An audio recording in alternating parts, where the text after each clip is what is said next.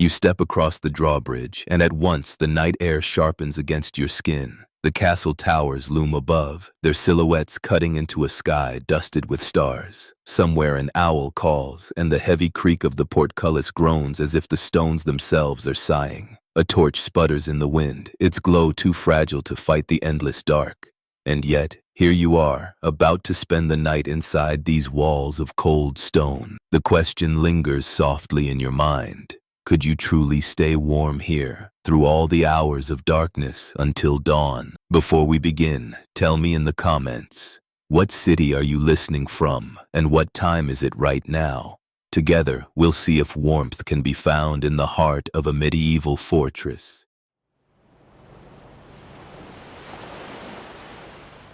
You cross the last plank of the drawbridge, and the night closes around you like cool velvet. Torchlight licks the wet stone, turning cobbles into small, wavering mirrors. Your breath feathers the air, a pale ribbon that drifts away on the wind and vanishes into the great black throat of the gatehouse. The chains of the portcullis hum with a tired, metallic sigh as you pass beneath them, and the world changes temperature the way a dream changes color. The air is colder here, held in the pocket beneath the vaulting, as if the stones themselves are drinking in your warmth. Your palm grazes the wall, its face is slick with weeping condensation, fine as dew on slate. From somewhere ahead comes the peppery, resin-rich perfume of pitch torches, and beneath it, the humbler smells of damp straw, old leather, and stable sour hay. A draft curls under your cloak and walks up your sleeves, numbing your wrists. You can hear the slow drip of water finding joins in the masonry, the trickle ticking like a small clock. Your boots knock softly on timber, then thud against cobble, each step answered by a shallow echo that shows you the size of the space even before your eyes adjust.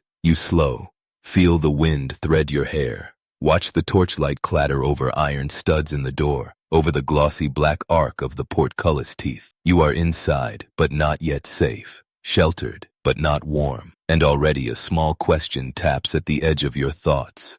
If the welcome of stone is this cold, where will you find heat tonight? You've seen gatehouses in paintings, always bright with braziers and torches. Fire was precious. Light costs fuel, and fuel costs labor. Gatehouses were often dim and drafty, defensive by design, not hospitable. You step out from the tunnel of the gatehouse and the courtyard opens like a bowl of dark air. High walls shoulder the sky, their crenels etched against a thin dust of stars. The cold doesn't bite, it settles, slow, patient, thorough. The cobbles are slick with a skin of moisture, each stone slightly domed, each step calibrated by the sole of your foot. Horses rustle in the shadow of the stables, their breath flaring white, hot, and gone. A distant cart creaks as a wheel shifts in its sleep. From a corner midden comes a sour murmur of composting scraps, faint but present, a reminder that warmth and life ferment in the least glamorous places. Your eyes begin to read the courtyard's language. Here a drain, cut like a scar between stones, glistens with runoff. There a rain butt, brimming blackly, holds the smell of wet oak. A tangle of footprints, iron-studded shoes, dog paws, a child's narrower tread, maps the traffic of the day. Above you, banners, stiff with damp, barely stir. Their cloth holds the night like a cupped hand. The torches do less than you want. Their light is a narrow ring that floats ahead of your steps and leaves most of the world to the imagination. This is the first lesson the castle gives you. Space is not neutral. Air collects in hollows. Wind snags on angles. Heat has too many exits and too few reasons to stay. You can feel it in your cheeks, in the soft skin under your chin, in the ache beginning behind your knuckles. How close would you stand to a fire, if you could find one now? How much smoke would you tolerate for a little heat? Courtyards are often imagined as social squares, bright with chatter. By night they were working yards. Darkness, damp, and the hush of discipline. The castle's heart beats behind doors, not here. Follow the smell of horses. It leads you to a stable door, half ajar, where the air nudges warmer by a narrow degree. A hostler has banked a lamp under a shelf. Its circle shows you the shine of oiled tack, the worn softness of saddle pads, the dusty bloom on a currycomb's teeth. The smell is honest. Ammonia and beast sweat, sour hay, lanolin from well-used leather. A mare shifts. Her hoof scuffs straw with a dry, papery hiss. When you lift a hand to her neck, heat answers, alive and generous, and for a moment your fingers thaw. From the neighboring bay comes the rasp of a saw. Someone is trimming a stave, working late, breath puffing in rhythm with each pull. A small brazier glows there, charcoal breathing its cherry-red heart. Stand near it and feel a footprint of warmth the size of a cloak. Move a pace away and the cold returns at once, confident and unhurried. The craftsman nods without words, his face tiger-striped with shadow and ember glow. You smell metal, too, iron warmed by hands and filed by patience, a faint blood taste of rust in the nose. Across the yard, a brew kettle snores within a lean-to, a few remaining embers muttering under its belly. The steam is sweet-bitter, malt and damp wood mingling. Your stomach stirs, then quiets. A dog slides out from under a cart, stretches with a groan you feel in your own bones, then circles back into its nest of rags. You are learning the second lesson. Warmth in a castle often belongs to labor. Where work happens, heat happens. Small, localized, fleeting. You walk the perimeter, lay your palm flat again to the wall. Stone is a stern teacher. It keeps cool like a vow. In the day it swallowed the thin generosity of winter sun. At night it returns nothing. Moisture clings to mortar lines, a chill script your fingertips can read. Each arrow slit is a throat for wind. You can hear a faint flute note as air squeezes through a voice that has sung the same pitch for centuries. Your cloak's hem drinks the damp from the ground. Its weight grows almost imperceptibly heavier, and that weight is cold. You are conscious now of the way sound behaves in a yard like this. A footstep becomes 2, becomes 10, as echoes open in the corners. Words, when spoken, ride the walls and come back changed, thinner, larger, both at once. Even your breath sounds different, closer to your ears, brighter in your nose. The smell of smoke is everywhere and nowhere. Its fingers have touched every surface, leaving a memory that has outlived fires you never saw. You tip your head back. Up on a wall walk a silhouette crosses, a guard shifting from one foot to the other, cloak flapping once, then still. His spear tip catches torchlight and offers it back in a small, cold wink. You can imagine his hands, already stiff, the habit of pacing measured in paces per warmth rather than paces per minute. Would you trade sleep for duty if it meant you could keep moving? Would you choose motion over rest if stillness meant surrendering heat? Films love to show stairwells and wall walks blazing with torches, each bracket dutifully aflame. Torches smoke, cost, and fail. Many nights at height you had only the moon and your own careful feet. Voices from the great hall's door leak into the yard, the vowels stretched by stone, the consonants dulled by rush-strewn floors. The smell that rides with them is appetite itself, roast dripping, onion-sweet pottage, yeast-soft bread. A servant slips out with a stack of trenchers to be scraped for the pigs. Her shoes skid on the slick cobble. You hear the tiny panic of wood against stone, see the flash of her quick breath, feel the relief when she rights herself and laughs silently at the near miss. Heat follows her like a curtain tugged open for 1 second, then falls away. You follow in her wake, drawn by that warm seam as if by instinct. At the door, the iron ring is cold enough to sting the glove through. You pause, feel the draft pouring out. The hall is warmer than the yard, but it is not a fireplace so much as a weather system. Heat pools, then thins. It privileges some and ignores others. You picture where you might sit if you were a guest, near the fire, near the Lord, or on a bench along the wall, where warmth arrives diluted after stops at rank and favor. Another servant shoulders by with an armful of split wood, resin bleeding amber in the torchlight. The scent is sharp, almost citrus. It wakes the back of your throat. Behind him, a boy carries a pail of coals in a lidded pan, the glow visible at the seams. He moves like someone who has learned to walk without tipping his own night sky. These are maps of warmth in human hands. Logs, coals, bread, cloaks, all the small, movable islands that hold off the sea of cold. We inherit the image of castle life as grand comfort. Comfort was rare, purchased by proximity, to fire, to rank, to work. Warmth had a social gradient as real as the steps up to the dais. Stand still a moment and let the yard name itself to you again. Sight, torchlight fraying on damp banners, white breath in pulses, the black geometry of merlons against star-pricked sky. Sound, a horse's snort, a door's old hinge confessing, the languid tap of runoff into a bucket, your own cloak tugging when wind finds an edge. Touch, a palm to stone and its cool counsel. the prickle returning to fingertips, the soft give of straw under a stable step, a wet bootlace cold against your ankle. Smell, pitch and smoke, dung and hay, malt and steam, the faint metallic suggestion of the portcullis chain. Taste, the ghost of ash on the tongue from air that has known fires for centuries. Temperature, a steady press, not hostile, just Sue.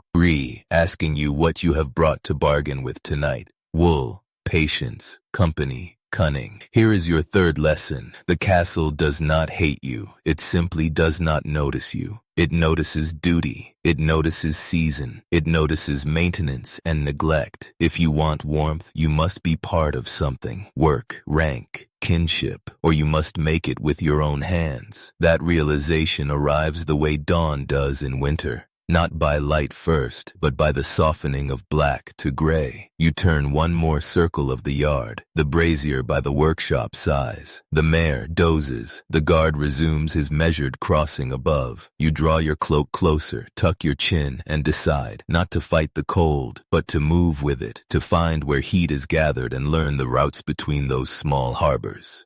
When it's your turn to choose a seat, will you risk smoke and sparks for a blaze of heat, or sit in the shadow where your cloak stays clean, but the night presses closer? The great hall's door lifts its breath again, offering you a warm draft scented with smoke and broth. A servant lifts a lantern to guide you, and the flame paints gold into the damp grain of the timber. You set your palm to the iron ring. Yes, cold as a moon. Then pull. The hinge voices its long, habitual complaint, and a shawl of light spills across the stones at your feet. You step toward it, ready to learn the uneasy truce between fire and draft that rules the hall. Next, we enter the great hall's flickering world and see whether the blaze at its heart can truly warm you or merely promise to.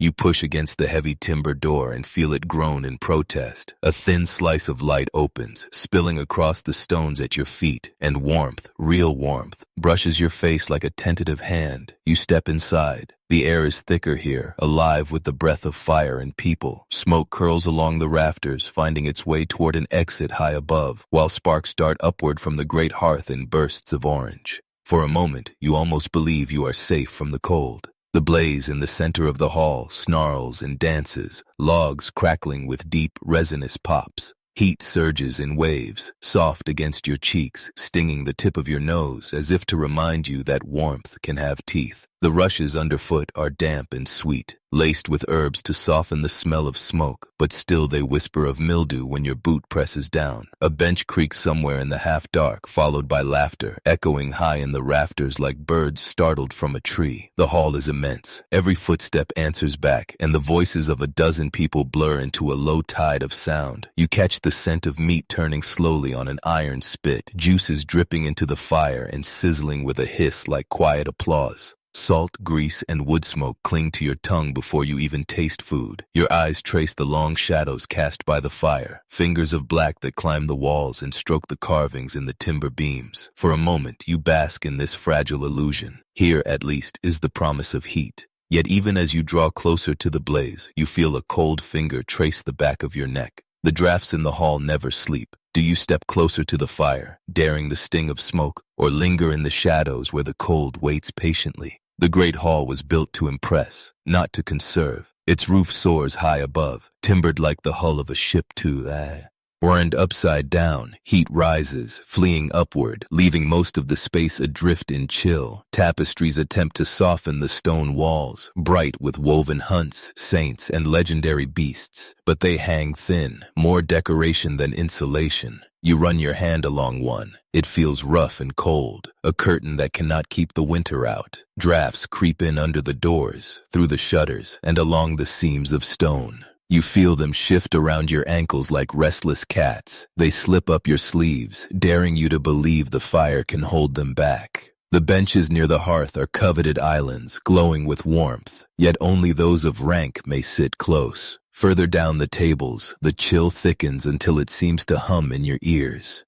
Paintings often show the great hall as a place of constant feast, glowing with food and fire. The truth is that much of the year it stood half empty, its size making it hard to heat. It's fire an expensive indulgence? More often than not, the blaze you see was for necessity, not luxury. You draw your cloak tighter, realizing that warmth here is less about fire and more about status. The longer you stand near the hearth, the more you taste the air. It is thick, layered like old parchment. Smoke seeps into your hair, into the folds of your cloak, branding you with its scent until it will cling to you for days. The smell of roasting meat is rich but heavy, riding the grease in the air. Beneath it is the quieter perfume of herbs strewn in the rushes, sage, lavender, and thyme, meant to freshen the room but now wilted by damp. You touch the wooden trestle table. It is rough and sticky with spilled ale, the grain darkened from years of feasts and winters. A mug rests forgotten, its surface glistening, and when you brush against it, the coolness of pewter stings your fingers. Candles gutter on the tables, each flame bullied by drafts that slip through unseen cracks.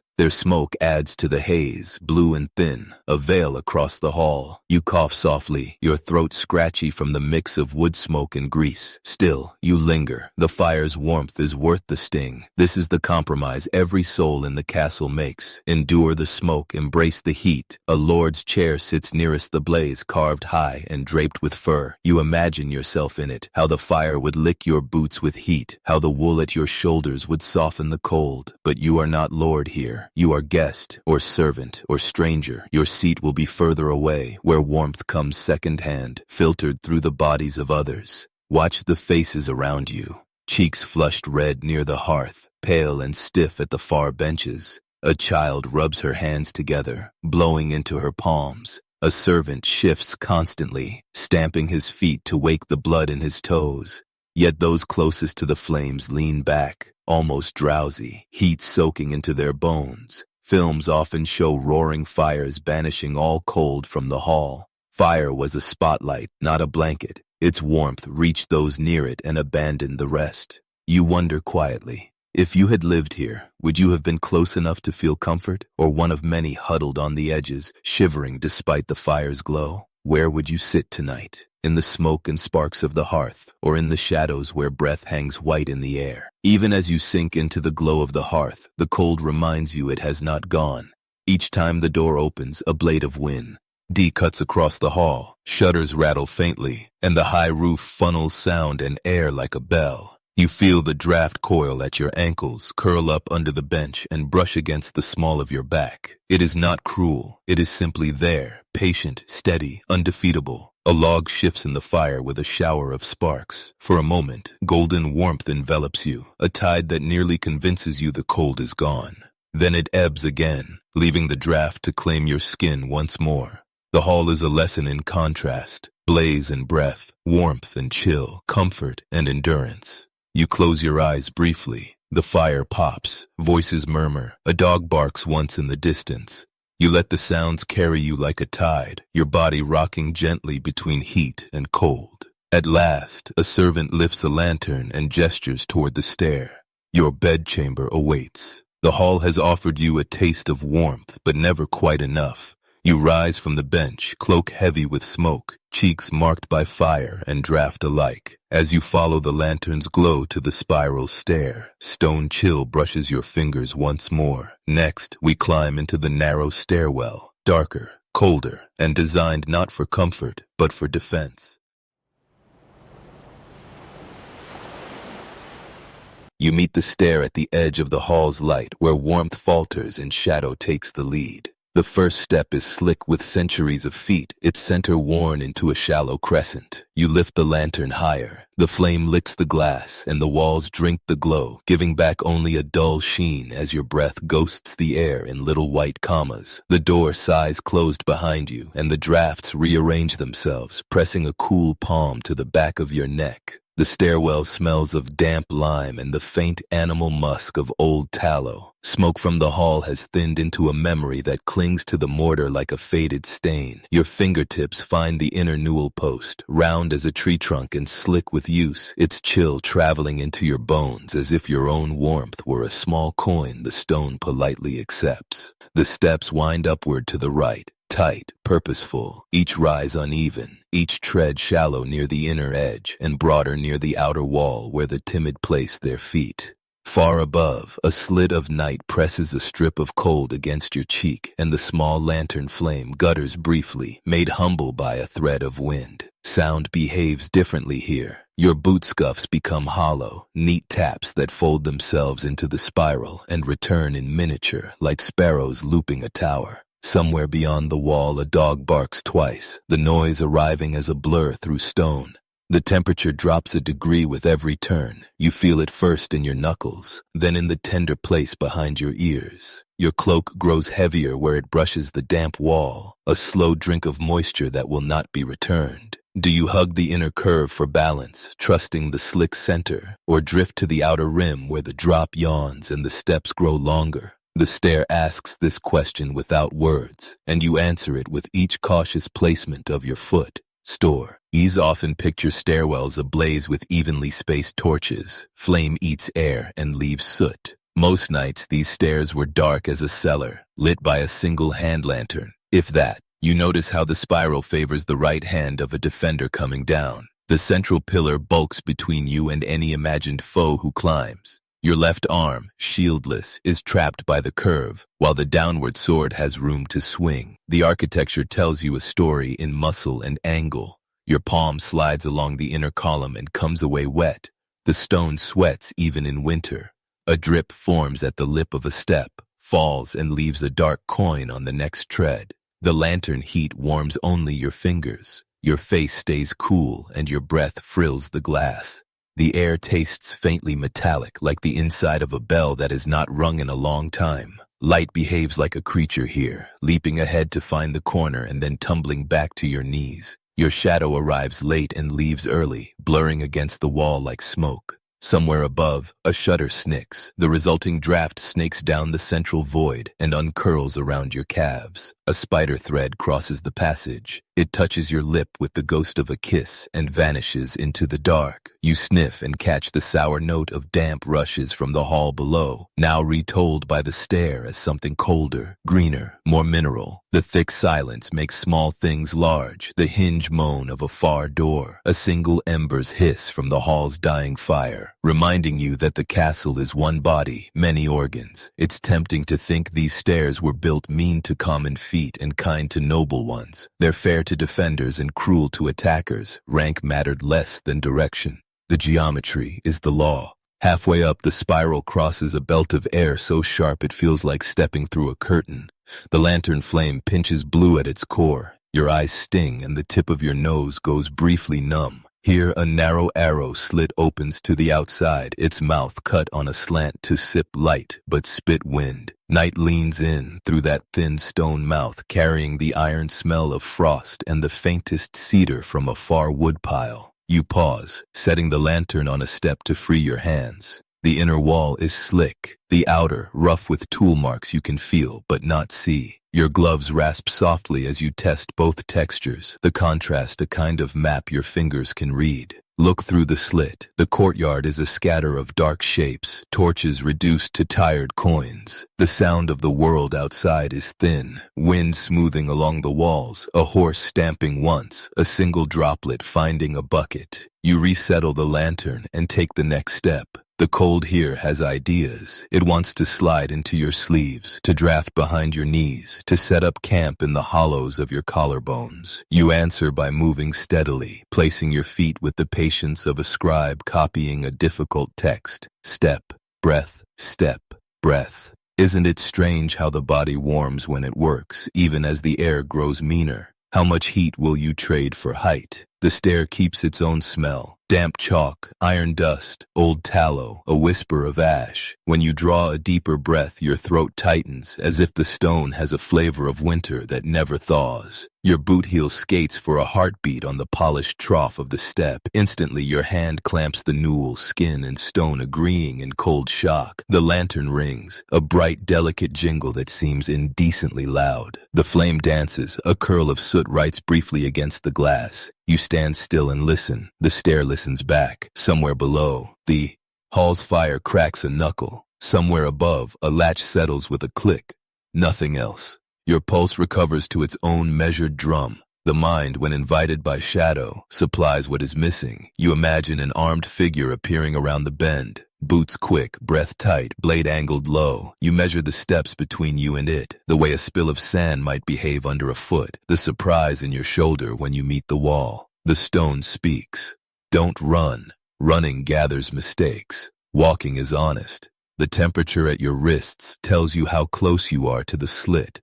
The tacky chill at your hem tells you where the wall has kissed your cloak. The stair offers only small graces, an occasional flat spot the size of a cupped palm, a tread that is kinder to tired knees, a patch where the lime has dried into a delicate crust you can crumble between finger and thumb. You taste a smear of old smoke when your tongue wettens chilled lips. The lantern warms one side of your face while the other drinks the draft. Your own body becomes the border between weathers. If your lantern went out, would you keep going by touch? The slick inner, the rasping outer, the number of turns written in your calves? A gentler gray begins to silver the stone ahead, the hint of a landing. The air lifts slightly, as if the spiral were opening a fist. You smell old wool warmed by human bodies and the thin, clean line of beeswax from a better candle beyond the door. Under that, the persistent breath of cold stone, faithful as tide. A draft descends each time someone passes overhead. Its fingers smell of linen and smoke. The steps near the top grow less polished, their edges crisp where fewer feet have worn them. Your shoulders notice the space before your eyes do.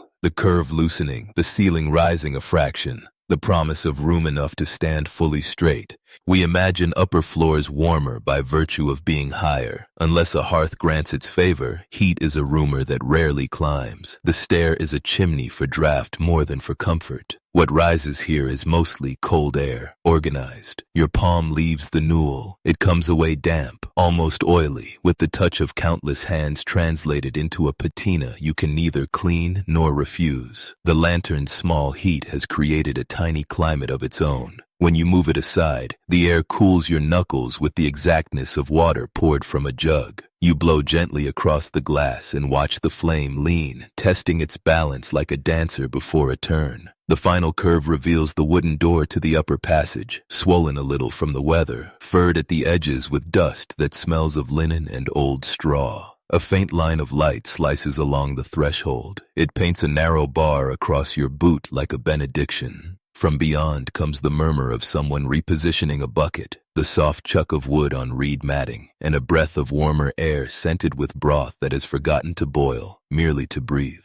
Before you leave the spiral, you honor its schooling, balance, patience, attention, sight, the lantern wheel on stone, the spider thread trembling at some draft you cannot feel, the chalky bloom on the mortar. Sound, your breath tamed, leather flexing, a low wind riding itself along the slit, a hinge considering motion. Touch, the slick inner column, the rough outer wall, the grain of the wooden latch under your thumb. Smell, lime, tallow, old smoke, a rumor of wool and human skin waiting above. Temperature, a braid, one strand from the lantern, one from the draft, one from your own labor, twisted together into something you might call steadiness. Now that you've learned the stair's language, would you dare it in total darkness, counting turns, feeling edges, trusting stone like a guide? Or would you wait for a light, even a frail one, to tell you who you are in the dark? You set the lantern on a higher step, slide the latch with a small wooden sigh, and feel the spiral let go of you.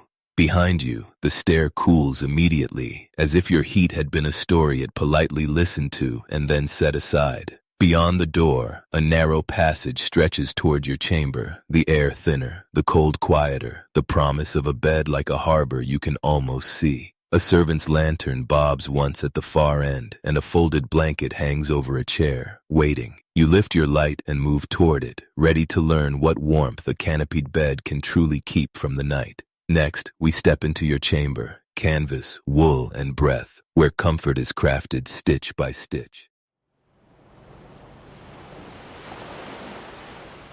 You slip through the narrow door, and the world hushes. The chamber receives you with a small pool of lamplight and a breath of colder air, the kind that turns your exhale into a pale ribbon. The bed waits in the corner like a tented hill, curtains drawn, tassels stilled, the canopy holding a pocket of darkness within. The latch falls back with a wooden sigh, and the drafts choose their paths again. One along the floor, brushing your ankles, one from the shutter, threading your sleeves. one from the stone chimney, breathing in and out like a sleeping animal. The rushlight on the table gives off a faint, fatty sweetness, almost like warm milk left too long, and its flame bows each time the wind tests the window seam. You lay your palm to the wall. It is damp and unpersuaded by your touch, as if your heat were a coin it will not accept. In the hearth, a small pile of embers glows with the quiet confidence of coals that have done their work already. They mutter at the poker's nudge, orange turning briefly white at the core. The room smells of beeswax, wool, a whisper of lavender stuffed into a linen sachet, and under it all the cold mineral breath of stone. Sight sorts what comfort there is: a folding stool near the hearth, a carved chest with iron straps that gleam like the bones of some patient fish, a pitcher and bowl for washing, the water within shell cold beneath your fingers. You shrug the cloak from your shoulders and feel the room take the chance, the air slipping instantly into the fresh gap around your neck. Will the bed keep that air at bay, or invite it in? The question waits with you as you move toward the canopy. We like to imagine a lord's chamber as warm by right. Unless you were burning oak hard enough to gild the rafters, even noble rooms coughed cold. The privilege here is control, not coziness. The bed is a small architecture. Your fingers find the cur. Tane edge, wool-lined linen, the hem heavy with a stitched-in cord to make it hang true. The canopy above is stretched taut like a drum, catching dust that has forgotten it was once daylight. The mattress, more tick than feather, gives a little under your palm, the straw inside rustling with the dry whisper of a field in late summer. When you press deeper, you meet the cross-laced ropes that hold the tick, each knot a small memory of someone's careful work, each rope a creak of hemp. There is a stone wrapped in cloth at the foot, still warm from the hearth, heat trapped in its belly like a kept secret. You tuck it back, pleased by its brief, generous burn against your knuckles. The bed smells like sleep in human days, clean linen sweetened with a little lye, damp wool from last night's breath, the faint ghost of smoke that has settled into fibers for good. The pillow, goose feather, not lavish but kind, crackles softly as you lift it and let it fall. Over the headboard, a small shelf holds a wooden rosary and a sprig of rosemary gone brown, its perfume a brittle thread when your sleeve knocks it. You glance toward the shutter again. The iron has a chill you can feel from here. The wood around it cups frost like a thin glaze. You draw the curtains half closed and the bed answers at once. The air inside goes still, a tiny weather system tamed by fabric. People often think curtains were for show, all tassel and pride. They are tools, windbreakers, heat catchers, privacy walls. In winter, a bed is a house inside your house. If you had to choose one more blanket or one small ember more, what would you ask for tonight? You tend the embers first, a twist of dry twig from the faggot basket, a little breath shaped into a tunnel with your hands, the poker easing coals together until they speak in small sighs. The ember light paints your knuckles the color of baked clay. Your shadow stretches long across the floor and wavers whenever the wind lifts the shutter. When the kindling catches, it crackles like paper being folded, and the first modest flame lifts its thin shoulders as if shy to be seen. The heat is local, a hand-sized gift. You accept it gratefully, warming your palm and then your other, the bones rejoicing in privacy. You slip on a heavier shift, linen softened by washings, and pull a woolen nightgown over it, the nap rough but earnest. A cap for your head, socks that climb to the calf, uneven where they were darned by someone who loved the wearer enough not to mind the look. On the stool, a warming pan sits with its lid ajar, the scent of old ash and brass like pennies and thunder. You pass it under the top sheet in long, careful sweeps, feeling heat bloom along the linen's grain. A small ribbon of steam curls up where a corner had been damp with breath. You swap the pan for the footstone, nestling it into the far end like a sleepy cat. The room is writing itself on your skin, a circle of warmth at the fingertips from the tiny flame, cold wrists where night smuggles through the sleeves, a forehead that chills when you turn away from the hearth. You wrap a shawl across your shoulders and climb onto the bed's edge to pat the mattress down, redistributing the straw, smoothing a ridge here, filling a hollow there. The ropes creak, an old boat in a gentle harbor. How many small labors make 1 hour of comfort? How many stitches, pats, breaths, and embers equal sleep? You slip inside the bed and draw the curtains fully. The difference is immediate. Sound grows rounder. The wind out said. Day turned from a voice to a rumor. Your breath rebounds, warmer, and you feel it touch your cheeks in soft, rhythmic fans. The sheets are cool first, then friendly, then warm in squares wherever your body lays its map.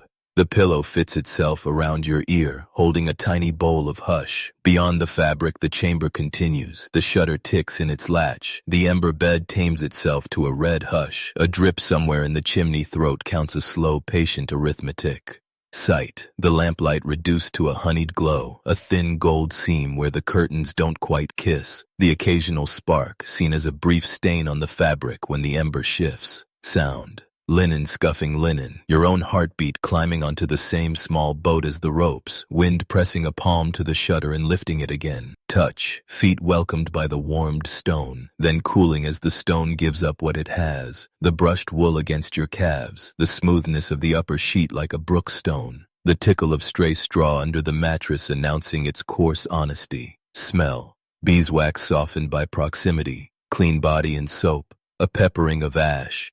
Temperature, warmer near your mouth and chest, cooler at your shoulders if you let your cap slip back, your hands held like small animals in a burrow. Many picture glass windows cutting the drafts. Oiled cloth, horn panes, or shutters did the work. They snub the wind, not silence it, and winter always finds the seam. Would you share this narrow harbor if it meant twice the body heat, or keep it to yourself and listen to the wind stitch at the shutter all night? You reach toward the gap and pinch the rushlight quietly out. Even its tiny flame has a way of making the room taste of smoke by morning. Darkness arrives like velvet laid carefully over furniture. The bed seems to float now, a raft on an invisible lake. You practice the ritual that keeps sleep near. 3 slow breaths in through your nose, 3 longer out. Each exhale fogs the air just enough for your lips to feel its return.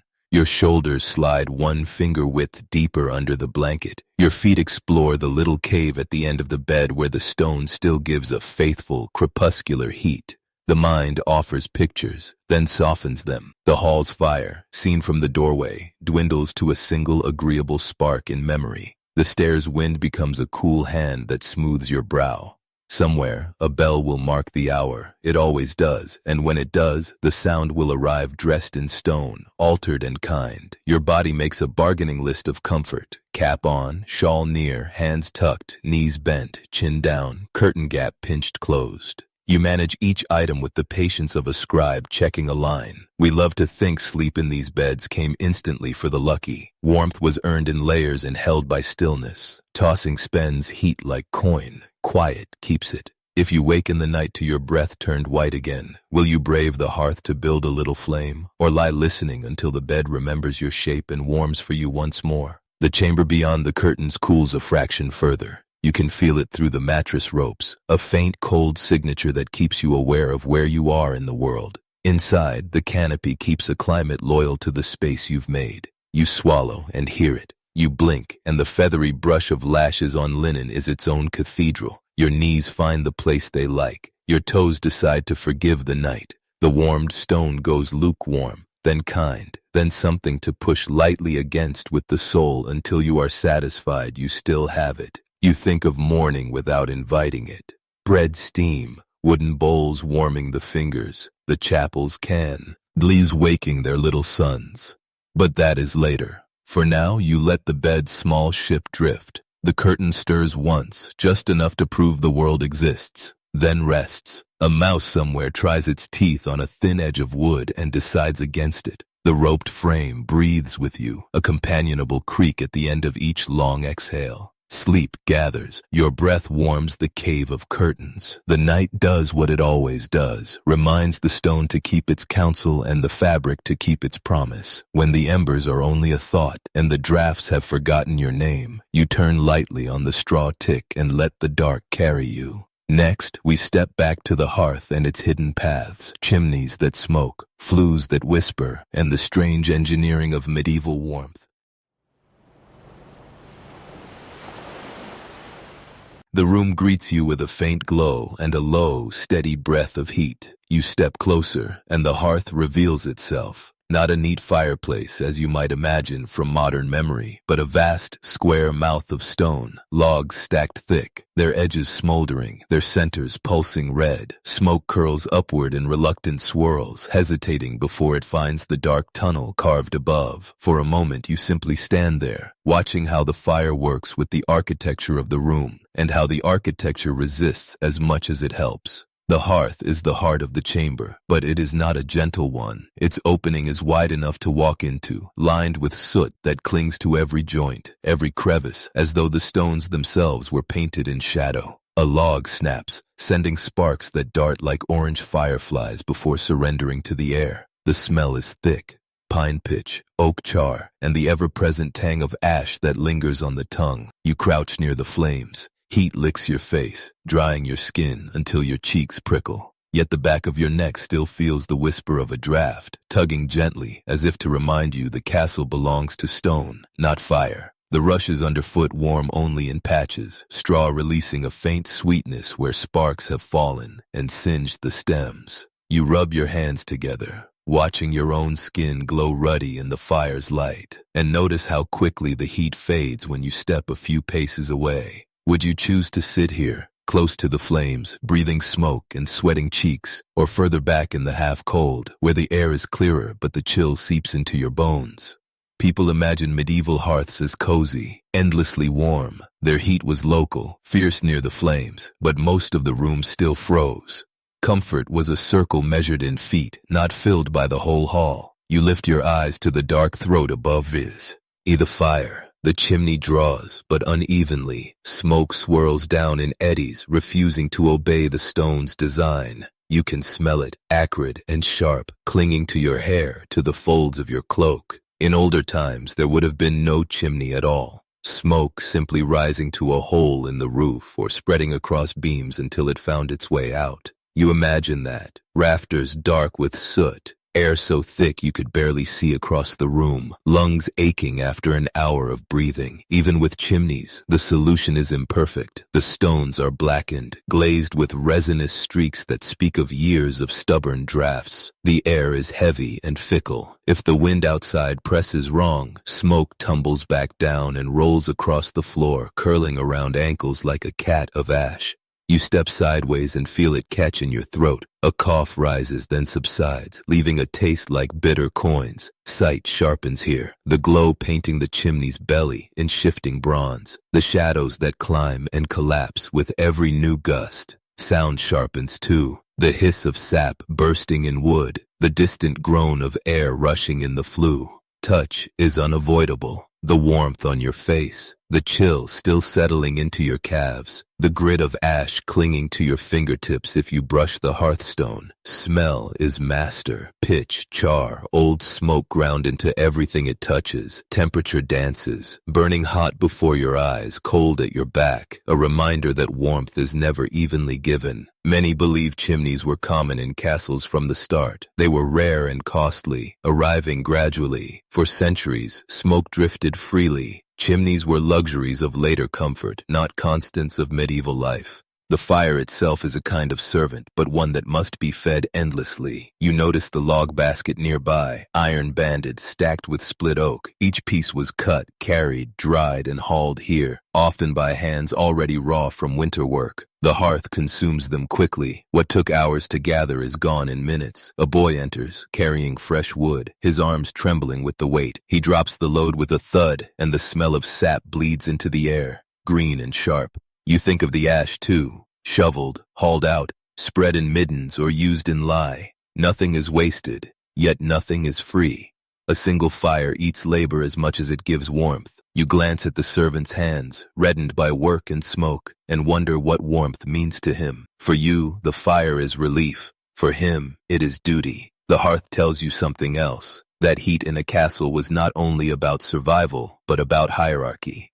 The lord's chair sits closest to the blaze, carved and draped in furs. Guests may be granted the second ring, servants, guards, children, further back where smoke has thinned but heat has deserted. Warmth is a ladder, climbed by birth and privilege as much as by proximity. If you lived here, would you be allowed near the flame? Or would you feel its warmth only as rumor, watching others bask while you shivered at the edges? You sit a while, letting the fire speak in its own language. Crack, hiss, sigh. The sounds are ancient, the same voices heard by every guest who ever leaned on this stone. Ash settles in a faint drizzle, coating the hearth with gray dust soft as flour. Sparks leap now and then, catching for a breath before dying on the rushes. You brush one away, leaving the smell of scorched straw in the air. Your eyes drift to the chimney again. The flue is a hidden road, sometimes a blessing, sometimes a trap. Birds may fall into it. Rain may hiss down in sudden showers. In summer, it becomes a channel for voices, carrying whispers between floors, secrets overheard by accident. But tonight, it is a passage for smoke, for the restless breath of fire, for heat that escapes faster than you can gather it. You lean back, rubbing warmth into your fingers, watching how quickly the heat flees the moment you move away. The room has learned to live with this uneven gift. Rushes to soften the cold floor, tapestries to tame the walls, curtains to make small tents of warmth within larger cold. The hearth gives, but never enough. It is a promise, a negotiation, not a guarantee. Your breath hangs white again when you step further from the flames. Yet there is comfort here all the same. The sight of coals dimming like stars at dawn. The smell of wood that tells you others have kept this vigil for centuries. The touch of stone that holds stories even as it withholds heat. The hearth is a lesson in patience. Heat is not everywhere, but where it is precious. When the fire sinks to embers, would you sleep and trust it to keep some promise of warmth? Or would you wake again and again, feeding it through the night like a restless child? You rise at last, brushing ash from your cloak. The fire still murmurs behind you, but its reach fades quickly as you step into the corridor. A servant with a lantern beckons, leading you down a narrow stair where the air cools at once and the walls squeeze close. Soon the fire's glow will be only memory. Next, we descend into the servant quarters, where warmth is not granted by hearths or chimneys, but borrowed from the closeness of human bodies and the sharing of simple blankets. You follow the lantern down a narrower stair where the stone smells greener, the air closer. The glow thins into a buttery ellipse ahead, and the temperature drops until your breath is a pale cloud that keeps pace with your steps. When the stair lets you out, the corridor is low and ribbed with beams, the floor tamped earth under a scatter of straw that muffles your footfalls. The first doorway stands open like a mouth breathing sleep-warm air. It is not hot, only less cold. You step inside, and your shoulders feel the room before your eyes do. A small compression of space, a soft yielding where bodies have mellowed the night. Sight comes in pieces, bundles of clothes at bed ends, a clay jug beaded with condensation, a single tallow dip guttering with a sweet, fusty smell. The walls hold a bruised color where damp has licked and dried, and a rope strung from peg to peg sags with socks and caps that rustle when the draft finds them. Touch turns careful. Your palm meets wool that's gone fuzzy from many washings, a blanket edge rough as bark, the raised seam on a straw tick that guides your fingers like a map. Sound arranges itself into layers, a low cough stitched with sleep, a shift of weight on rope-strung pallets, the sift of straw as someone turns. Temperature arranges itself too, ankles cool, cheeks warmed by the single breath of fire trapped in bricks somewhere far down the corridor, fingers tingling as blood makes up its mind. A shape under a blanket rolls toward the wall, the fabric glossy where countless hands have smoothed it. You feel the closeness of humanity, linen warmed by breath, a whisper of soap and lye, a thread of smoke that has followed everyone down from the hall. If warmth is here, you think, it isn't owned, it's pooled. Will you add to it or take from it? People often imagine servants tucked by glowing hearths. Most slept far from fire. Warmth, air is thin and collective, borrowed from bodies, saved in blankets, kept by stillness. Someone has left a bundle for you, a coarse wool blanket the color of wet sheep, its edge whip-stitched with a faded red. A roll of linen that will be your sheet. A cap, soft with wear and smelling faintly of rosemary hung in kitchens long ago. You unroll the bedding. The straw tick beneath your hands hisses like a summer field. Its knots poke your palm with honest seed-hard bumps. You pat it flatter here, lift it there, smoothing a ridge until it agrees with your hip bone. The pallet rope creaks, low, companionable, as if it were an old boat and you, a careful passenger. Sight. The blanket throws a dull sheen in the candle's small light. Laces on the wall hang like sleeping minnows. A wooden shoe by the bed holds the faint glint of iron hobnails. Sound. Linen whispering as you spread it. The soft lick of draft at the tallow. A spoon clinking once in a clay bowl as someone shifts, dreaming into stillness. Touch, the nap of wool catching at your fingertips, the linen cool and papery before your skin warms it, the rough cord of the pallet edge under your thigh. Smell, wool fat, straw dust, a breath of cold iron from the latch, clean sweat, the sweet sour of damp earth behind the stones. Temperature. Warmth hoarded low beneath blankets, a sly chill stealing from the shutter seam, the pleasant heat of a shared footstone ferrying its last ember of comfort from bed to bed. Would you trade an extra blanket for a place nearer the door, where air flows clean, or choose the middle berth, warmest and stuffiest, held by the breath of others? We picture each servant with a bed, bodies doubled and tripled in narrow pallets, back to back, knee to knee, heat shared the way bread is, in pieces, and gratefully. They make space for you, wordlessly, by the simple arithmetic of sleep. A woman draws in her knees, a boy rolls, sighs, and returns from whatever shore he visited. You set your bundle down and the room accepts the new pattern. You lie, cloak folded as a bolster, cap tugged over ears, feet reaching for the stone wrapped in cloth at the bed's end. It's lukewarm now, like the last sip of tea, still kind. Your neighbor's shoulder is a polite, steady heat. Beyond the blanket edge, the air bites quick if you let your elbow wander. Sight disappears as you face the wall and pull the wool up to your chin. Your eyes find a darkness textured with tiny moving glints where tallow plays across weave. Sound reduces to a tide, breath in threes and fours, a throat cleared softly, rope answering with a mouse-sized squeak when someone turns. Touch becomes your whole language, linen cool at first, then forgiving, the slope of straw deciding your posture, the shared border of blanket where everyone agrees, in sleep, not to pull too hard. Smell grows intimate, but not unkind, soap kept in a twist of cloth, the clean, grassy ghost of straw, a thread of smoke like a memory returning to tell itself again. You learn quickly that stillness is wealth. Every toss spends heat. Every shrug leaks a coin-sized coolness you must earn back. You burrow, and the bed knows you. Could you sleep like this each night, your warmth dependent on strangers' careful dreams? Or would you lie awake, counting breaths as if they were beads? Not everyone sleeps.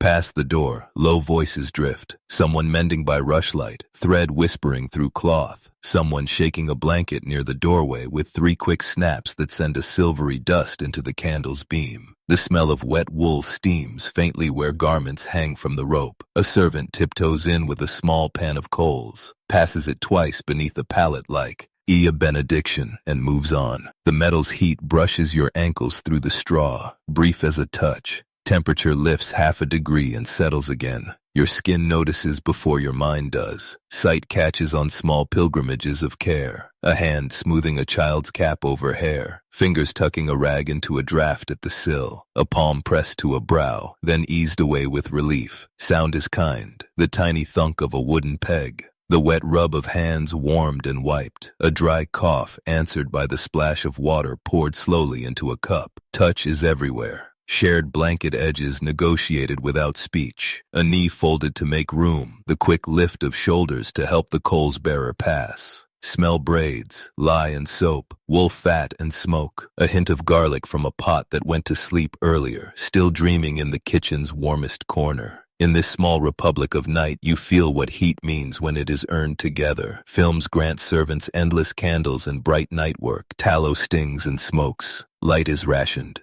Most labor is done by feel, thread counted by finger pads, seams known by memory, kindness measured in quiet. If someone woke shivering at the edge, would you yield a strip of blanket and thin your own warmth by an inch? What would you expect from others when dawn felt far? The candle gutters, lifts and goes out, leaving a pearl of smoke that tastes faintly sweet and then turns to nothing. Darkness takes on grain, like cloth held close to the eye. You lie still and count the slow bells of your own heart because the tower bell will not toll this hour. Time here keeps itself differently, in 3 long breaths, in the soft settling of straw, in the cooling of the footstone until your toes miss it and nudge the cloth for memory's sake.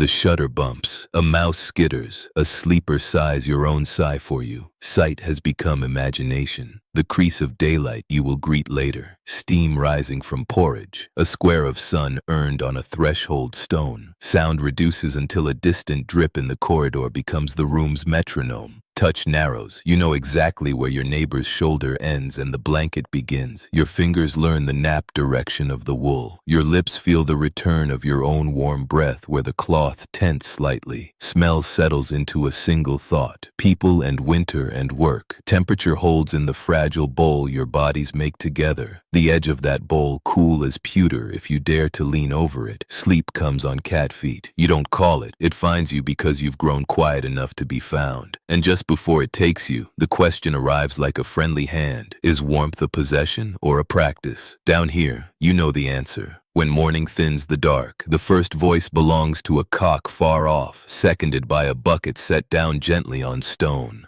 The room exhales, straw crackles, blankets lift, socks search for feet in the half-light. The pooled warmth releases, climbing with you as mist from a field. You swing your legs over the pallet, feet testing the cool floor, and reach for your cloak, already tasting bread and the promise of a kitchen's glow. Next, we rise into the cold yard and join the watch on the battlements, where wind teaches a different lesson and warmth is won by motion and vigilance. You step out into the courtyard, and the night meets you with a clean, silvered cold. Torches bow and sputter in their brackets, their small orange halos torn thin by the wind. Breath lifts from your mouth in white ribbons, rising, fading, becoming part of the dark. The stair to the battlements narrows the world until it is only stone underfoot and wind in your ears. Then it spills you onto the wall walk where the sky feels near enough to touch. Frost rims the merlons like sugared teeth. The flagstones are slick. Their edges hold thin crescents of ice that tug at your boot leather. A spear leans in the corner, cold as moonlight when you lift it. Metal biting the palm through the glove, shaft smooth and oiled, smelling faintly of linseed and hands. A gull passes somewhere far off with a single lonely note, and the sound skates the length of the wall. Below, the courtyard sleeps in puddles of shade and torchlight. A cart's wheel, the roofline of the buttery, a bucket glinting like a wet coin.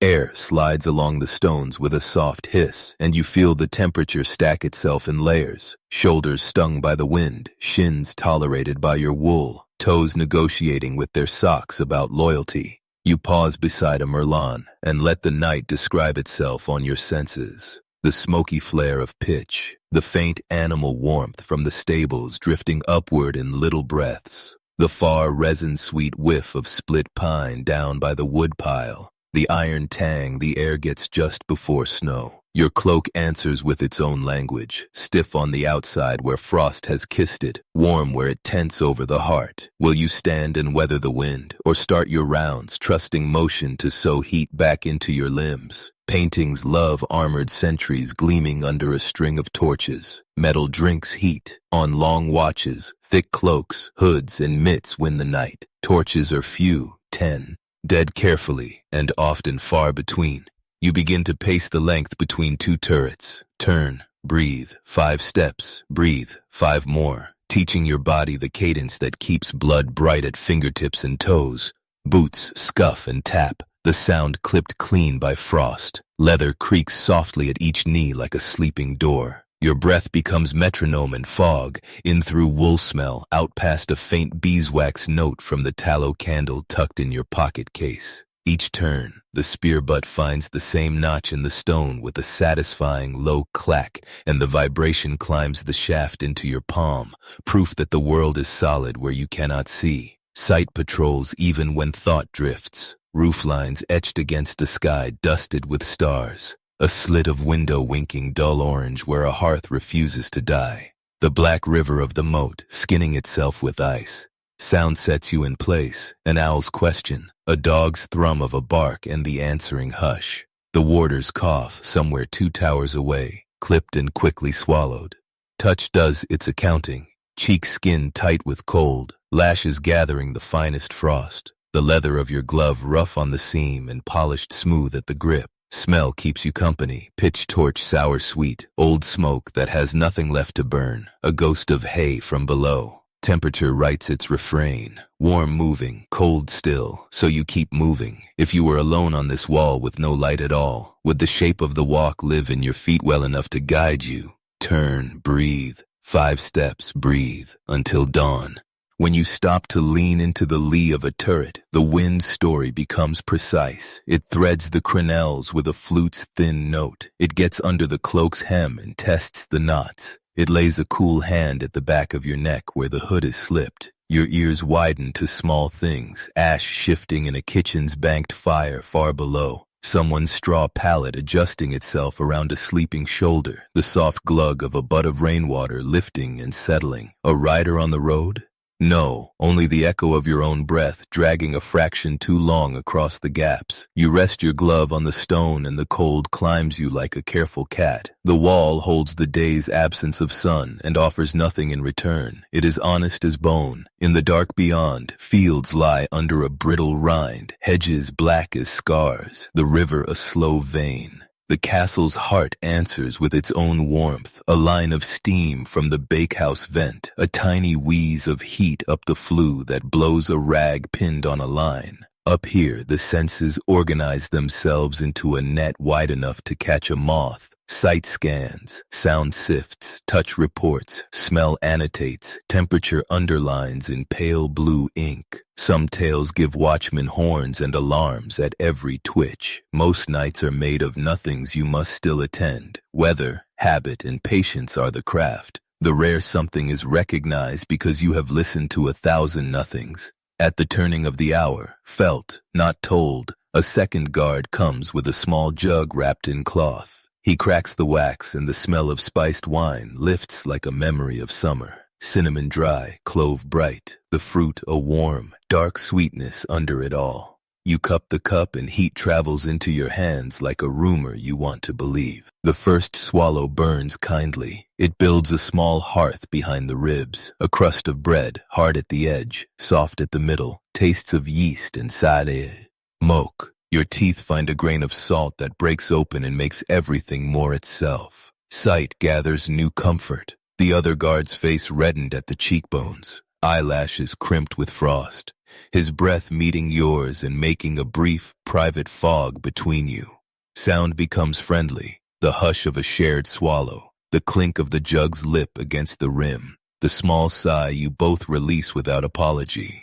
Touch answers, wool cloak heavy across both your shoulders where you stand close for a minute, the cup's warm belly, the spear butt welcome against your leg. Smell braids into a holier simple thing, wine spice, bread steam, night air. Temperature lifts a degree inside the hood and at the belly. Toes remember they belong to you. Would you trade half the cup for an extra pair of socks or keep the spice heat and walk a little quicker to coax warmth into your feet? It's easy to think guards wore mail and plate through the night.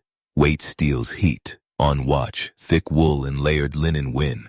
Armor waits for the bell and the sun. The jug goes and the quiet resumes its faithful labor. You change your path, reverse your turns, confuse the habits of cold in your joints. Stars wheel with such obedience that your pace begins to mimic them. Slow, sure, circular. A fox barks on the far bank. Some sleepy goose answers and then thinks better of it. A bat, late and lost, stumbles into your patch of night, touches the edge of your hood with the softest thud, and is gone. The torch by the postern gate fails with a wet sigh, then catches again with a small, brave spit.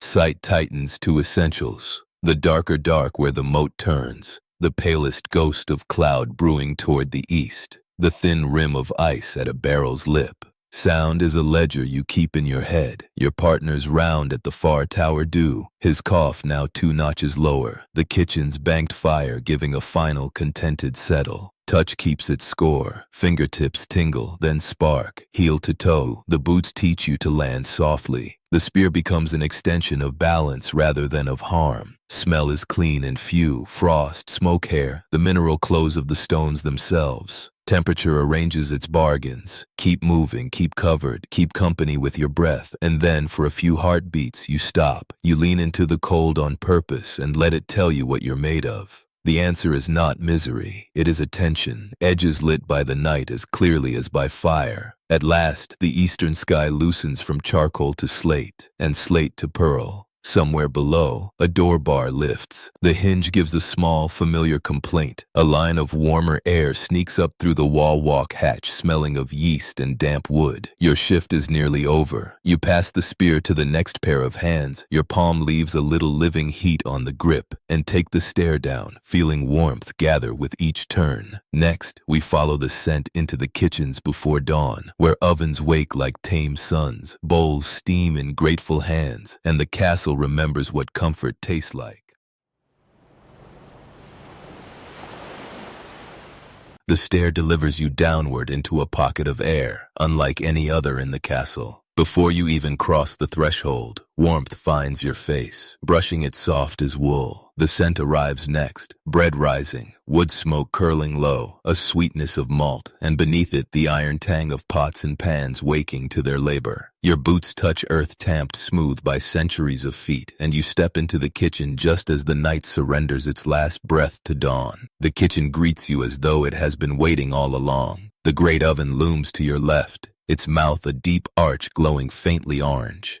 The stones around it radiate a steady comfort, their heat soaked up through the night, ready to be spent. Nearby, a blackened cauldron sighs as bubbles break in a pot of broth, steam drifting upward to paint the rafters. The wooden beams overhead are smoky with years of meals, each knot in the wood polished by invisible seasons of steam. Sight arranges itself like a still life. Baskets of onions pale in the half-light, flour dust floating in faint motes, knives resting on a block with their edges glinting like cold dawn. Sound becomes a chorus, fire crackling, a spoon clattering as it scrapes a pot, a sleepy yawn followed by soft laughter. Touch greets your palms when you rest them against the oven's side. Rough stone, hot enough to sting and then soothe as you pull back. Smell does its work best, yeast swelling in dough, garlic splitting in oil, wood burning resinous and sweet. Temperature is a balm, wrapping your legs in invisible cloth after hours of icy stone and wind.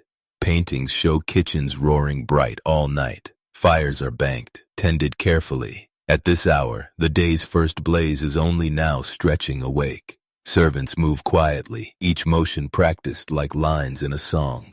A woman kneads bread, her fists pressing deep into pale dough that sighs with each fire. Old. Her hands are dusted white, flour softening the air around her. Another servant pours milk into a wooden pail, the liquid sloshing with a gentle rhythm. A boy splits kindling near the hearth, the resin popping with each cut, a scent like pine needles released into the room. Bread rising in clay pans, steam ghosting against the window slits, a cat coiled near the ashes with its tail twitching. Sound, dough slapped, knives thunking against a board, the squeak of a door hinge as someone fetches herbs. Touch, coarse flour clinging to your fingertips, warmth rising through your boots from the hearthstones, the sticky tug of dough if you dare to press it. Onions peeled, their sharp bite softened by air, fat sizzling in a shallow pan, the faint sourness of yesterday's ale left in mugs. Temperature. Warmth sits low near the floor, heavier than air, while your head still tastes a hint of night's cool. It's tempting to think everyone feasted richly each morning. Meals here begin humbly, pottage, bread, ale, simple fuel for the day. Feasts are rare, their legends larger than their reality. You draw closer to the oven and sit on a small stool. The heat seeps into your bones, loosening the chill that stair and courtyard pressed upon you. A servant offers you a crust torn from yesterday's loaf. It is hard at the edge but soft within, warm enough from the oven's breath to steam faintly in your hands. You bite, and the taste is both simple and immense. Grain, yeast, the faint kiss of smoke from storage. A mug follows, weak ale, frothy at the rim, its tang cutting the bread's richness. Sight in this moment is painterly, faces flushed pink by firelight, eyes still heavy from sleep yet softened by company. Sound slows, the murmur of greetings, the scrape of stool legs, the shuffle of boots drying near the hearth. Touch is rich, the rough clay of the mug, the uneven crust against your teeth, the warmth threading from your belly outward. Smell crowns it, rosemary tossed into the broth, bread's nutty promise, the ash-sweet air of the oven. Temperature settles now. No more icy draft. Only layers of warmth, building and forgiving. If you were to live through many nights in this castle, would this be the place you longed for most? Not the Lord's hall, but the kitchen's honest fire and bread. Through the arrow slit, the eastern sky is paling, but the kitchen does not pause. The oven roars louder now, flames snapping like bright banners. A line of trenchers waits to be filled. A ladle dips and rises, broth spilling like molten amber. Servants laugh softly at a private joke, their voices muffled by steam. The cat shifts closer to the warmth, purring as though it had swallowed the fire itself. Dough lined up in neat rows, the cat's fur glowing, steam smudging the outlines of the room. Sound. Bubbling pot, whispered instructions, the scratch of broom straw across stone. Touch. Warmth rising from the bench through your thighs, the grit of flour on your palm when you wipe it against your cloak, the slipperiness of a peeled onion under a knife. Smell. Sweet milk steaming, broth thick with root vegetables, bread edging toward readiness. Temperature. Comfort spread so evenly you almost forget how cold the castle still lies outside. Stories suggest kitchens were small side rooms. In castles, they could be vast, the true lungs of the household, breathing heat and work into every corner. The kitchen reminds you that warmth is not only fire, it is food, labor, and company. Ear. Heat does more than fight the cold. It transforms raw grain into bread, water into broth, people into a household. The hall fire dazzles, but the kitchen fire sustains. You close your eyes for a moment, listening to the rhythm. Dough thumped, ladle dipped, broom swept, mug set down. The castle begins its day in these small, faithful sounds. Your senses make a final tally. Sight, faces softening as fire wakes them. Sound, pots clinking into readiness. Touch, the oven's steady warmth at your back. Smell, the rich weaving of grain, broth, and wood smoke. Temperature, the comfort of knowing you need not shiver. Would you stay here, if allowed, lingering by the bread and coals until the sun itself entered the room? Or step back into the castle's greater cold, carrying this warmth only in memory? A horn sounds faintly in the courtyard above, thin as a reed in the morning air. Servants lift trenchers, balancing bread and broth. A boy pulls open the door, and the cold rushes in like a reminder. You stand, reluctant, brushing flour from your cloak, carrying the smell of the kitchen with you. Next we step into the chapel at dawn, where warmth is less about fire and more about voices rising in cold stone, prayers lifting like smoke toward stained glass and sky.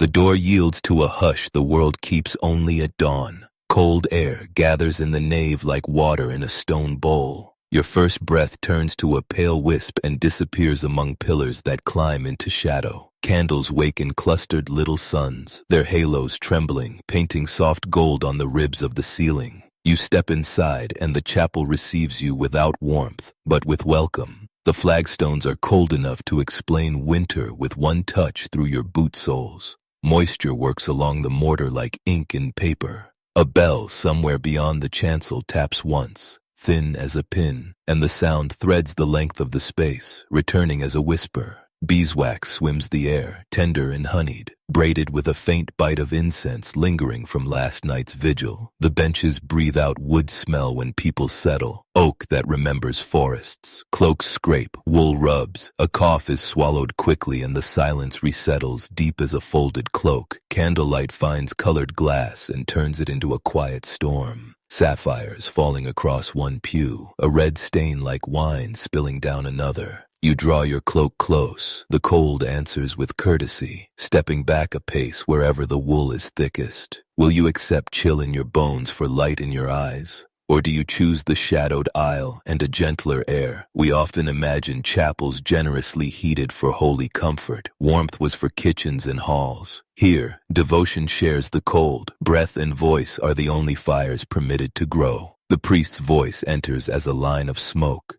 Thin at first, then fuller, then shaped. Latin rides the arches and returns to you changed, rounder, older, as if the stone has decided to sing back.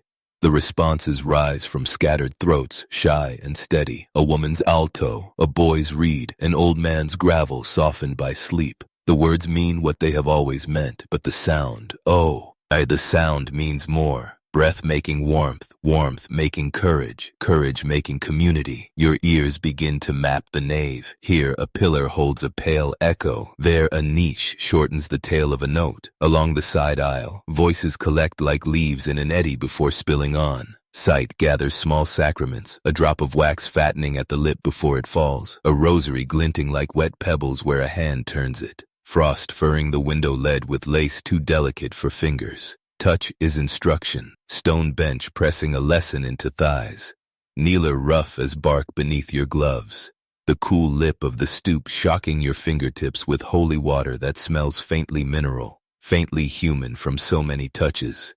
Temperature draws borders, nose stinging, cheeks cooled until they feel polished, lungs surprised each time air arrives crisp as bitten apple. Can a room be cold and kind at the same time? Listen, the cold keeps you awake. The kindness is that you're not alone. A thurible swings, and the smoke writes its ribboned script up the aisle. Frankincense opens the throat of the morning, citrus bright at its edge, resin deep at its heart, while myrrh gives a darker, medicinal kindness. The cloud passes over you and the chill recedes by a finger's breadth, not in temperature, but in meaning. Candles answer with their own soft speech. Every flame is a listener. The priest's sleeve whispers linen against linen. The book's clasps click, a small, satisfied insect of a sound. When the reading begins, the chapel tilts toward listening. Heads bow, breath shallows. The hour stretches thin and luminous. Sight, gray winter light pressed into jeweled panes, then poured across stone.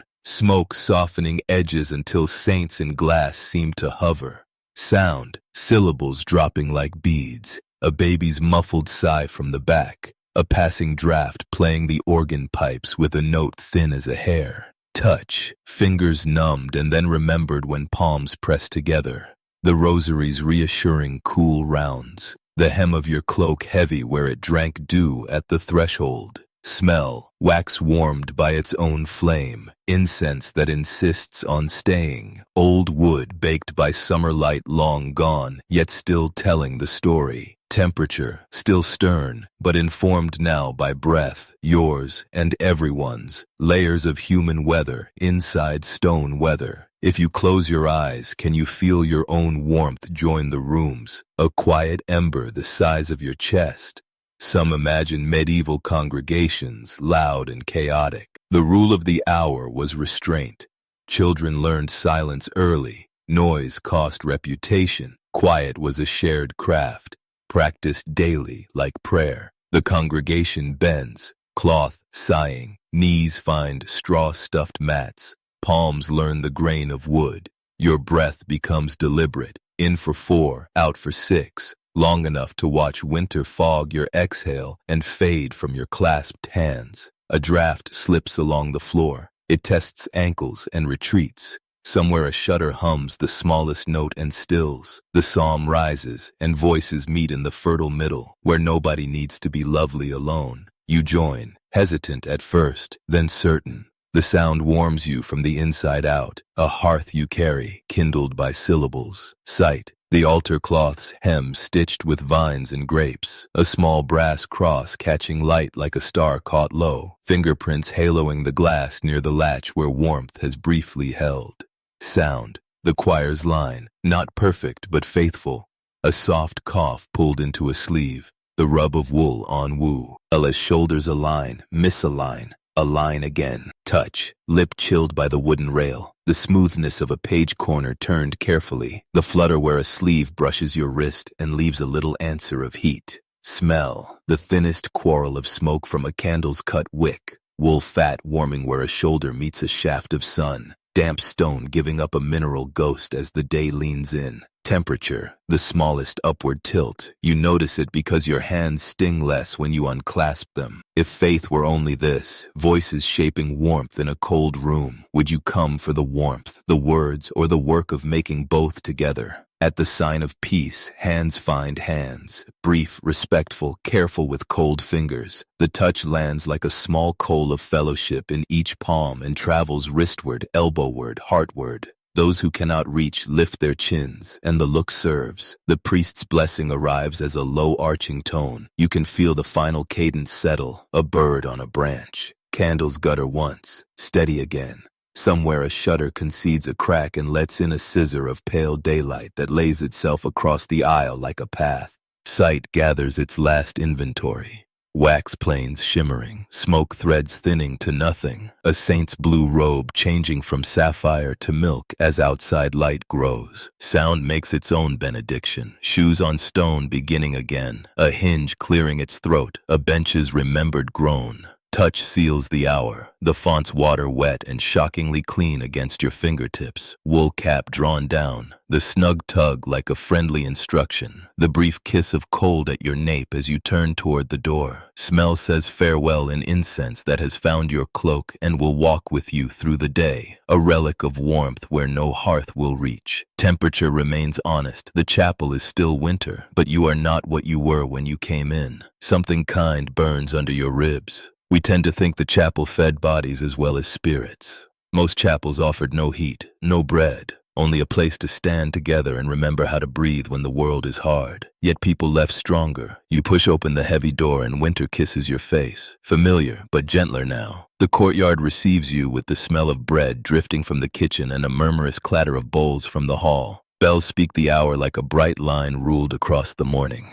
You gather your cloak, feel the echo of the chapel's singing warm in your chest, and follow the steam scent toward the long tables. Next, we sit to breakfast by the hearth, modest bowls, grateful hands, and the small daylight comforts that end the long night. The hall opens to you like a warm breath you'd almost forgotten. Morning light climbs the stone by slow degrees, tilting through slit windows and pale ladders, while the hearth lifts its red shoulders and hums. Steam rises from bowls and small, bright ghosts. A spoon scrapes, a bench sighs, a hand warms around a cup, and the night loosens its hold on your bones. You find a place on a trestle bench where the fire's reach is kind without stinging. A wooden bowl settles before you, its rim smooth with years of thumbs. The pottage within is thick and honest, barley and roots, onions softened to sweetness, a whisper of last night's broth. You stir, the surface lolls and reveals a pearl of fat, then folds it back in. Beside it, a heel of bread waits, crust deeply browned, the crumb pale and damp with steam where it has just been torn. Ale sloshes in a mug, thin and tangy, the small beer that mothers trust for children. Sight gathers comfort, steam ribboning upward and catching sun, the fire's light painting everyone's cheeks a healthy blush, a ladle delivering portions with the rhythm of a tide. Sound is gentle today, a murmur of thanks, spoons tapping bowl rims, a quick laugh that sparks and then glows low. Touch comes as blessing, bowl warm against your palms, rough bread crumbling under your thumb, the bench's long familiar sag under shared weight. Smell tells you morning's truth, barley's nutty lift, a thread of smoke twisting through everything, an echo of rosemary from the kitchen clinging to someone's sleeves. Temperature settles at last, no more warring drafts, only a gradation. Calves cool, hands warm, face softly kissed by the hearth. If breakfast were always this simple, one bowl, one crust, one good heat, would you crave more or find that enough is sweeter than plenty? You notice the pathways the servants carve through the hall, their feet tracing invisible maps between hearth, board, and door. A girl with a basket of trenchers moves in arcs that dodge drafts and hug warmth. Each time the door opens, a narrow knife of cold strolls in. Flames lean, shoulders rise, voices thicken for a heartbeat, then calm as the knife dissolves. A boy refills mugs from a small barrel, his hand remembering the ale's slosh so he doesn't spill. He works nearest the warm wall. He has learned where his fingers ache less if he lingers between trips. A line of bowls steaming like a procession of little cauldrons. The Lord's chair empty for the moment, fur draped over its back like a sleeping animal. Smoke braiding up into timber and vanishing. Sound, the quick chalk of the poker, the hush of fabric where someone stands and the bench breathes relief. A bell from the kitchen, bright as a coin tossed in sunlight.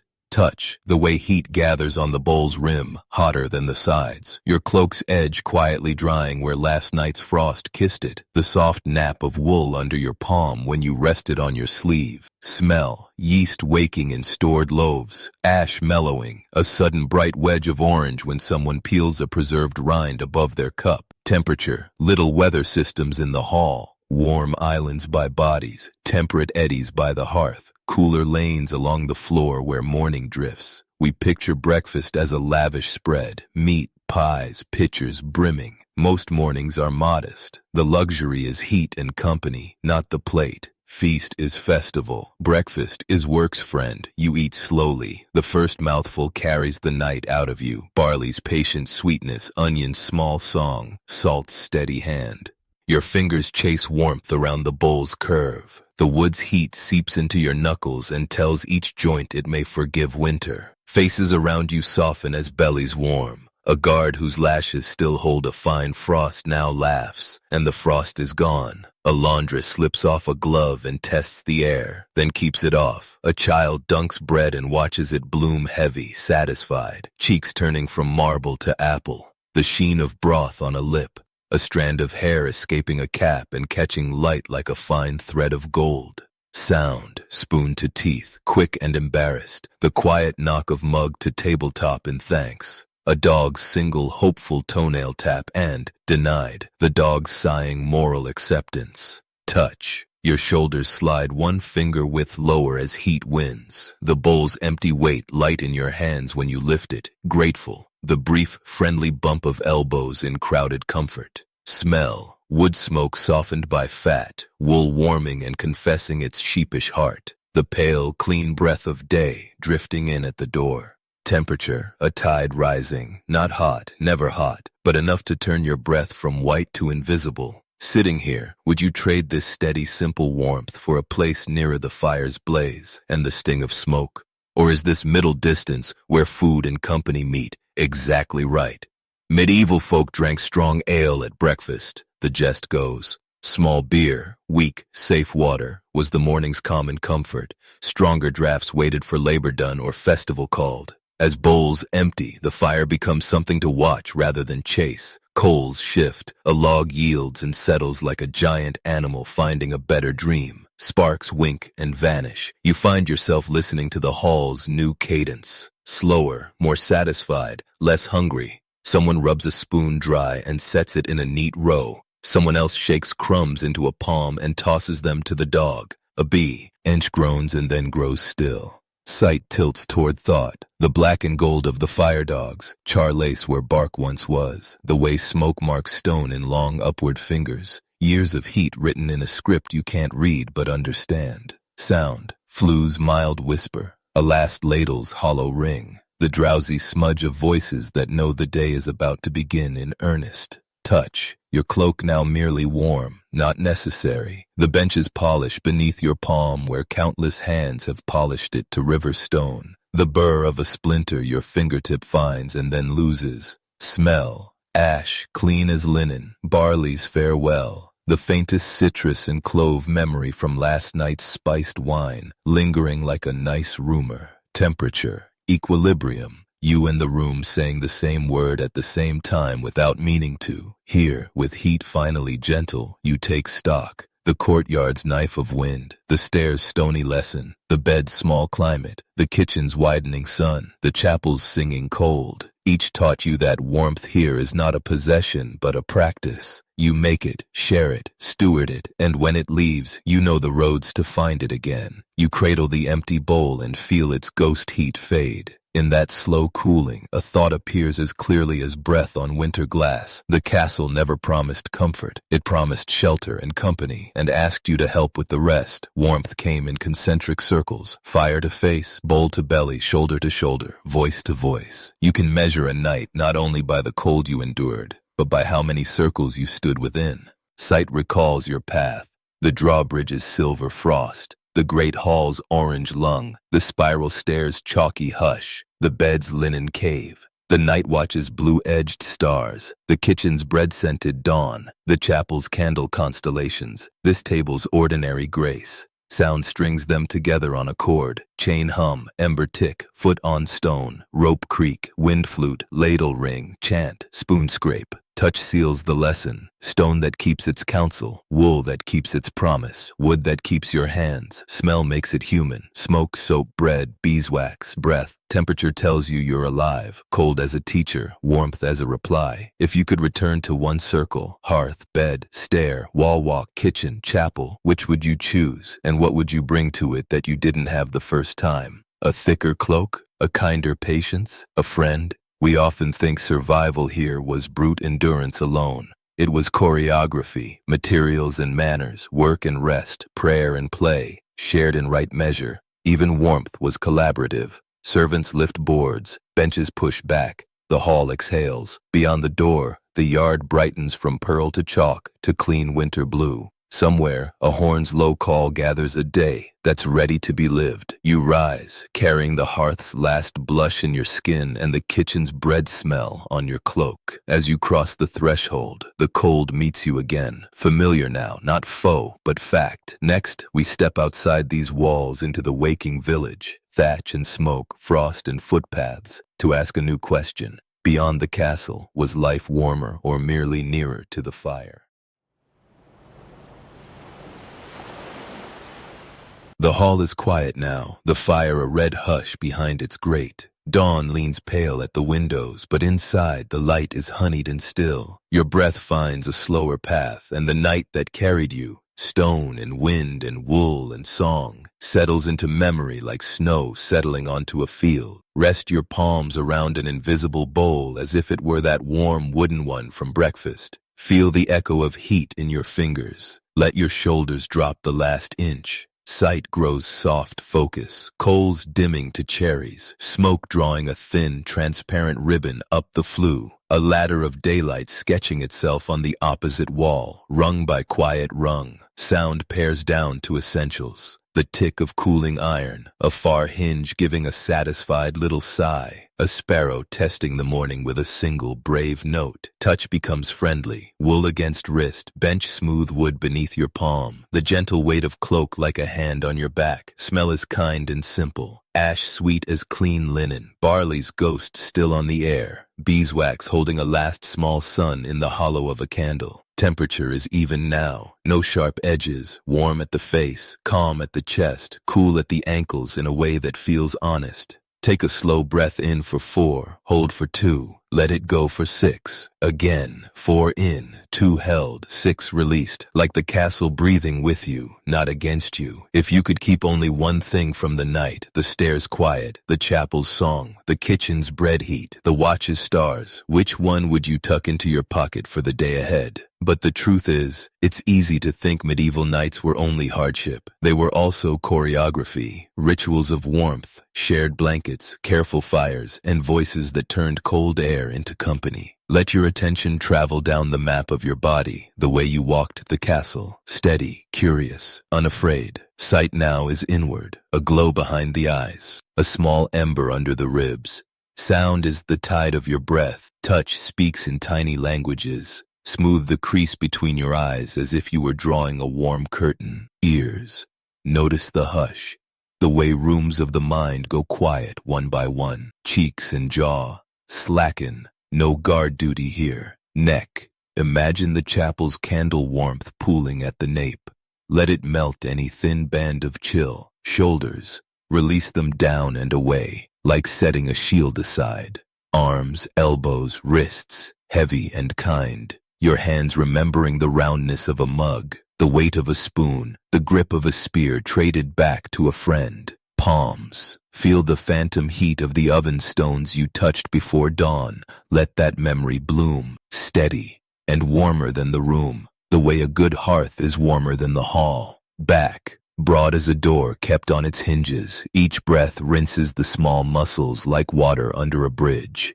Belly. Easy. Hips, thighs. Let the straw tick of chapter 6 arrive as sensation, the way straw made an honest bed of small, forgiving angles. Knees, soft hinges, not gates. Calves, ankles. Recall the wall walk's cadence. 5 steps, breathe. 5 steps, breathe. Now it's rest, breathe, rest, breathe. Feet, warm stones wrapped and waiting. Shoes off, toes unconcerned. The ground, friendly. If you could place one more ember anywhere along this map, just one, where would you set it? Behind the heart, under the palms, at the soles, or in the quiet lantern of your mind? We're told people once slept straight through from dusk to dawn, but the truth is first sleep and second sleep often framed a wakeful watch in the middle, the mind's soft hour, when bread was tended, prayers were whispered, and warmth was gently managed rather than hoarded. Let the night offer you its small, keepable threads, skills, not souvenirs. Sight offers the first. Learn to read light as a map. In the hall, near the fire, was not always best. You chose the middle distance where breath turned to comfort without smoke. Sound offers the second. Listen to the difference between wind and want. A draft will tell you where to sit. A whistle through a slit window will tell you when to add another shawl. Touch offers the third. Warmth is layered, earned in inches. Linen, wool, patience, company. Smell offers the fourth. Bread, beeswax, smoke, simple scents that say enough. Temperature offers the last. Most rooms won't be perfect. You learn the warm islands, hands, chest, breath, and visit them on purpose.